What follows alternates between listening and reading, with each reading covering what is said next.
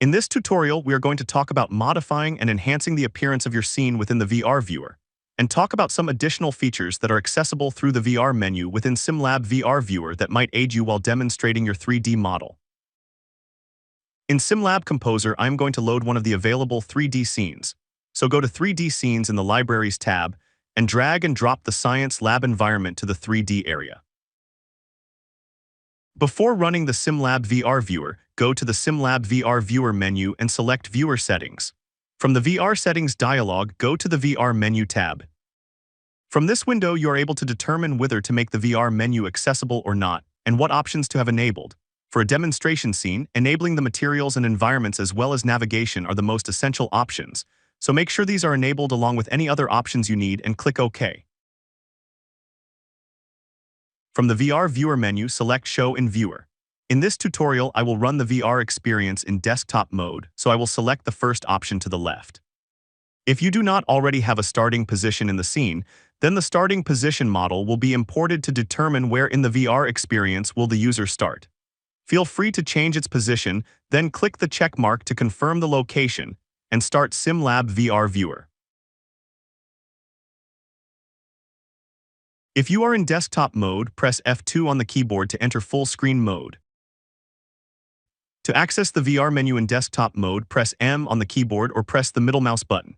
If you are using a VR headset, then press the button on either controller to access the VR menu. The first item in the VR menu is the catalogs. If any catalogs are added to the VR experience, they will be displayed here. Catalogs enable users to load static or interactive 3D models into the VR experience. Once you select an item, you will enter the scene building mode where you can position the imported item.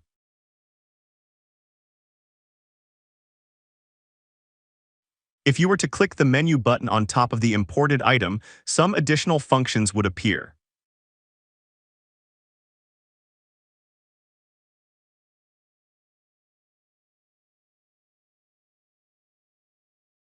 Catalogs can be very useful when it comes to managing and loading your assets without increasing the VR experience's size dramatically. The second option in the VR menu is the Material Editor. Simply click on any object in the scene, and its material attributes will be displayed in the editor. You can either change the type of the selected material or change its attributes. Notice that all the table's materials are changing and not only the one we clicked on, since they are all using the same material.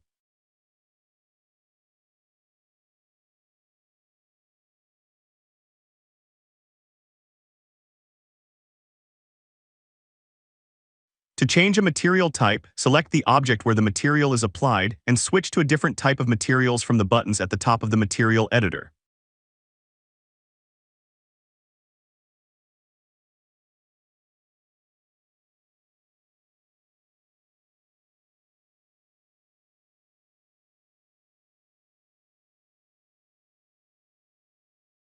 The third option is to change the scene environment.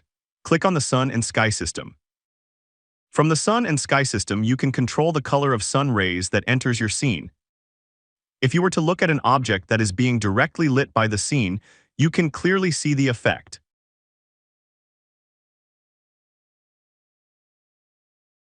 You can also control the sky strength, which would affect the overall ambient lighting in the scene, and you can control the sun strength, which would control the strength of the direct ray emitted by the sun.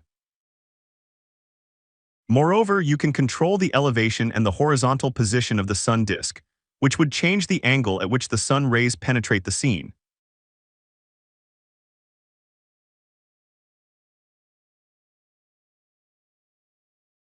There is also the option to toggle on night mode, which would completely switch off the sun and sky light and switch to a dimmed night light in addition to a starry night environment instead of the bright blue sky.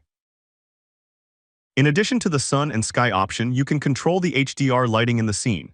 If the scene had an HDR image and you were to turn off the sun and sky system, that image would appear as the background, and only light emitted from the image would affect the scene. There is also the option to add a fog effect to the scene, which can add a better sense of space and depth in landscape models. Within the fog options, you can control the density of the fog and its color, as well as the start density, which would control how far away from the user the maximum density value is reached. The last option within the environment settings is the advanced settings. Here you can adjust the light's power, which would control the strength of all artificial lights in the scene, such as spotlights, area lights, and point lights. There are also a few options to adjust exposure, contrast, and saturation.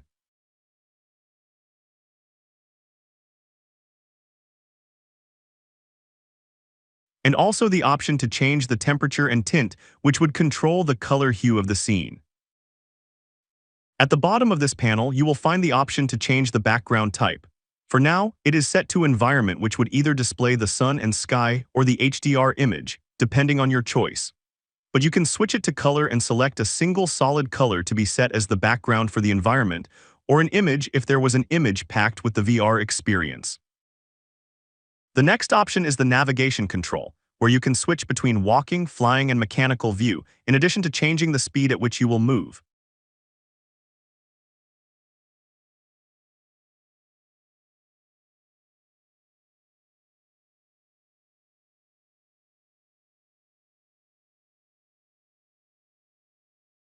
With flying mode, you are not constrained to the ground level and can ascend vertically, which can be useful when exploring larger scenes. With the mechanical mode, you switch to an object-focused viewing mode, suitable for viewing mechanical and product designs, where a single object is the main focus of the VR experience.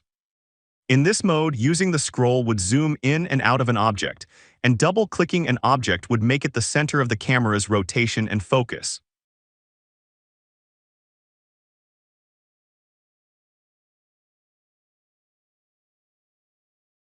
From the top of the VR menu, you can also access the measurement mode, which would enable you to place measurements within the VR experience. Simply click and drag on an object to place the measurement.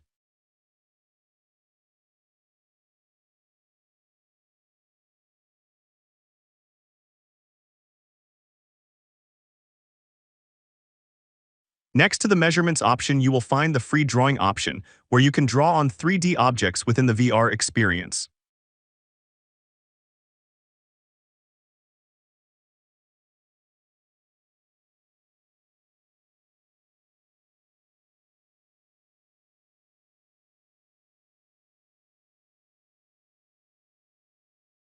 Another option available within the VR menu is the reload option, which when clicked will reload the whole scene, reverting any modifications you have made to the scene. And lastly, the save option, which when selected will ask you to choose between saving the scene as a VR package, which can be then run on SimLab VR Viewer or as a standalone exe file, and both options would store the scene along with any modifications or additions that you have made. The VR menu can be very helpful in performing quick and basic modifications to the scene, especially when used with VR experiences for the purpose of demonstration and visualization.